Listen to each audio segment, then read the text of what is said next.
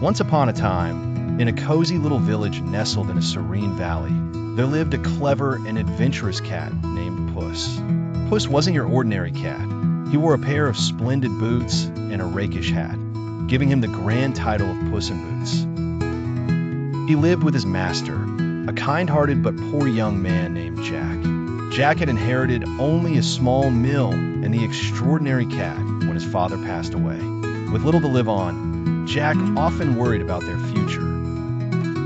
But Puss, with his sharp eyes and even sharper wits, had a plan. One sunny morning, Puss approached Jack with a confident stride and said, "Master Jack, if you trust me with just a sack and these boots, I'll bring us good fortune." Jack, trusting his faithful feline friend, gave Puss a sturdy sack and wished him luck. Puss set off into the lush woods nearby. Using his cunning mind, he quickly caught a plump rabbit and placed it in his sack. With a proud heart, Puss went to the royal palace to visit the king. Entering the grand hall, Puss bowed gracefully and presented the rabbit to the king as a gift from his master, the Marquis of Carabas, a fancy title Puss made up on the spot. The king, delighted by the gift and impressed by the dashing cat, thanked him generously. Puss, seeing the king's goodwill, decided to keep up the charade. Every week, Puss brought a new gift of game to the king, each time claiming it was from his noble master, the Marquis of Carabas. The king grew fond of this mysterious marquis and invited him to the castle for a royal feast. Puss rushed back to Jack, his whiskers twitching with excitement.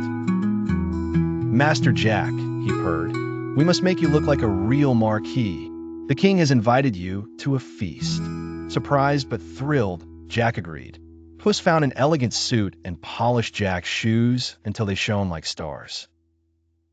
On the day of the feast, as they made their way to the castle, Puss noticed the king's royal carriage traveling along the riverbank. Quick-witted as ever, Puss devised a clever plan. He whispered to Jack, "Hurry, jump into the river and pretend you're drowning." Although confused, Jack trusted Puss and did as he was told. Just as planned, the king's carriage stopped.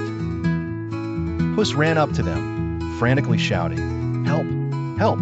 The noble Marquis of Carabas is in danger." The king immediately ordered his guards to save Jack and, upon rescuing him, offered him a ride in the royal carriage. Dripping wet but grateful, Jack was dressed in fine clothes provided by the king's staff.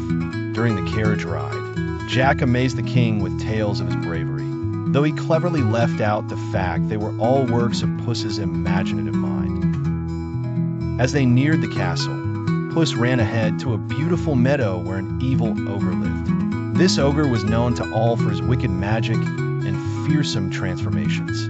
Crafty Puss, unafraid, approached the dreadful creature. He challenged him to prove his powers by changing into a mighty lion. The ogre, eager to show off, transformed into a roaring lion with a wild mane. "Impressive," exclaimed Puss, "but could you become something as small as a mouse?" Pleased to boast, the ogre quickly shrunk into a tiny mouse. Seizing the opportunity, Puss pounced and gobbled him up. With the ogre gone, the castle and lands were free of his dark spell. When the king arrived with Jack, Puss announced, "Welcome to the majestic castle of the Marquis of Carabas." The king was so impressed that he offered Jack his daughter's hand in marriage, making him a prince.